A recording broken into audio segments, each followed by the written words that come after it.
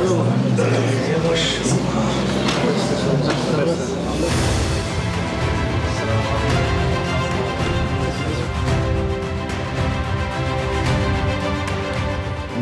ilahe illallah, kaygı yok cana uvay yok. La ilahe illallah, Allah'tan başka uday yok.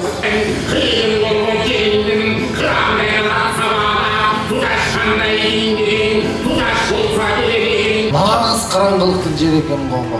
Men özüm Bişkектен Taşkentке çıkkam. Тияқта мени 500 адам күтөдү.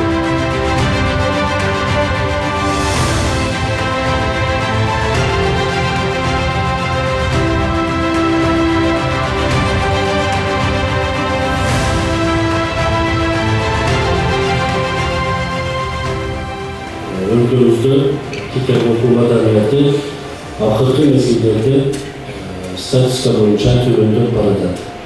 Азыр эле биз ушул сыйлык тапшыруу азегинин ачылышында сценарий аркылуу бизге чагылдырып өттү.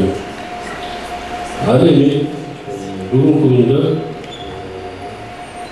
дин чөйрөсүндө өзгөчө Орто Азияга belgili olan Ubaydullah bin Mas'ud tarafından yazılan Maşhur Muhtasar Rukaya kitabı konkurs jarıyalanıp olduğundadır. Allah razı olsun, dinimizge, Kur'an'ımızga hizmet edilecekten dini hizmetkarlarının ortasında şu konkursun uyuşturuluşu onlarda bir maliyeli жана абдан бир жакшы жетишкендик болуп эсептелет. Илим билимди өнүктүрүү мамлекеттин негизги багыттарынын бири болуп саналат.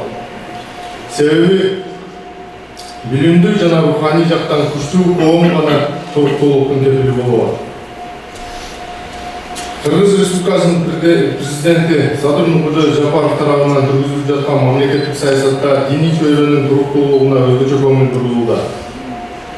Эгемен Түркістан тарихында биринчи жолу диний чөйрө мамлекеттик өнүгүү стратегиясына кошулуп жатат. Мындан сырткары бул багытта имамдарга айлык акы берүү, аларды кызматтык унаалар менен камсыз кылуу жана имамдардын билим деңгээлин жогорулатуу боюнча бир топ иштер аткарылды жана мындан ары дагы улана бермекчи. Урматтуу биздин имамдар, сиздердин коомго кылып жаткан кызматыңыздар абдан зор. Elge ruhani talim tarbiya berip, dini ekstremizmin aldın alıp, tinçlikte jana ынтымакты чыңдоого кошкон салымыңыздар үчүн терең ыраазычылык билдирем.